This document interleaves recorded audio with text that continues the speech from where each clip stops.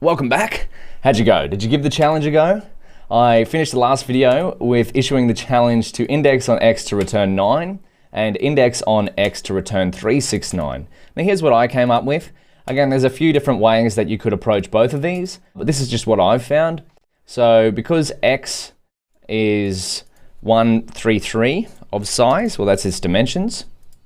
If we want to select 9, we need 0, which is this first outer bracket to get all of these elements. And then we need 2 to select this bottom one here.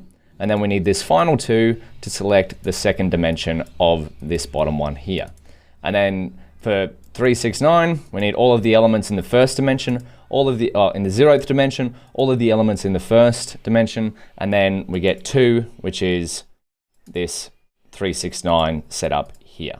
So that's how I would practice indexing. Start with whatever shape tensor you like, create it something like this, and then see how you can write different indexing to select whatever number you pick.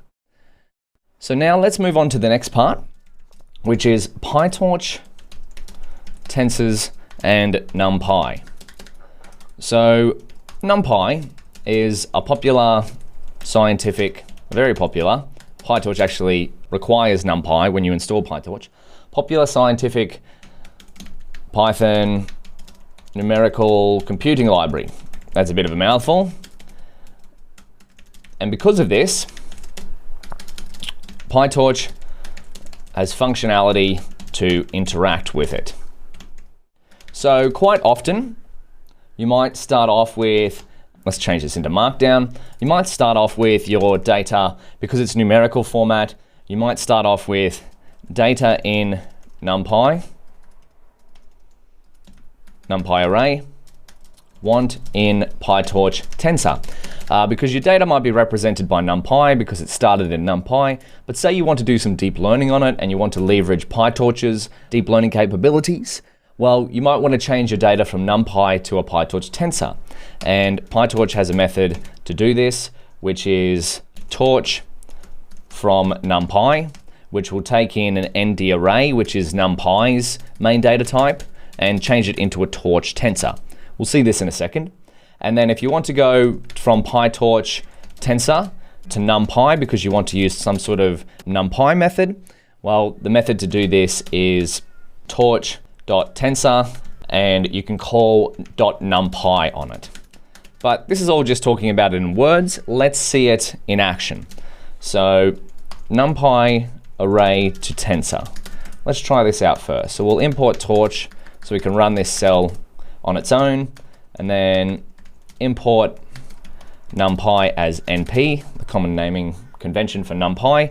We're going to create an array in Numpy, and we're going to just put 1 to 8, A range. And then we're going to go tensor equals torch from Numpy, because we want to go from Numpy array to a torch tensor, so we use from Numpy, and then we pass in array. And then we have array and tensor. Wonderful. So there's our Numpy array and our torch tensor with the same data. But what you might notice here is that the D type for the tensor is torch.float64. Now, why is this? It's because Numpy's default data type, D type, is float64, whereas tensor, what have we discussed before? What's Pytorch's default data type? Float64. Well, that's not Pytorch's default data type. If we were to create torch A range 1.0 to 8.0, by default, Pytorch is going to create it in float32. So just be aware of that. If you are going from Numpy to Pytorch, the default Numpy data type is float64, and Pytorch reflects that data type when you use the from Numpy method. I wonder if there's a D type. Can we go D type equals torch.float32? Takes no keyword. Okay. But how could we change the data type here? Well, we could go type torch float32. Yeah, that will give us a tensor D type of float32 instead of float64. Beautiful. But I'll just keep that there so you know. Warning, when converting from Numpy Pytorch reflects Numpy's default data type of float 64 unless specified otherwise. Because what have we discussed? When you're trying to perform certain calculations, you might run into a data type issue. So you might need to convert the type from float 64 to float 32. Now, let's see what happens.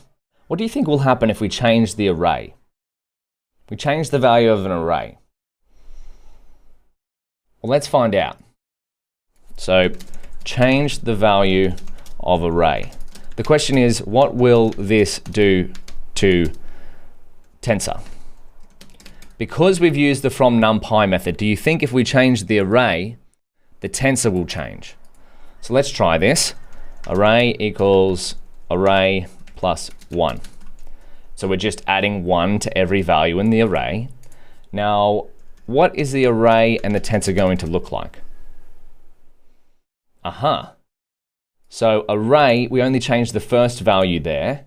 Oh, sorry, we changed every value because we have 1 to 7. Now it's 2, 3, 4, 5, 6, 7, 8. If we change the value from the array, it doesn't change the value of the tensor. So that's just something to keep in mind. If you use from numpy, we get a new tensor in memory here.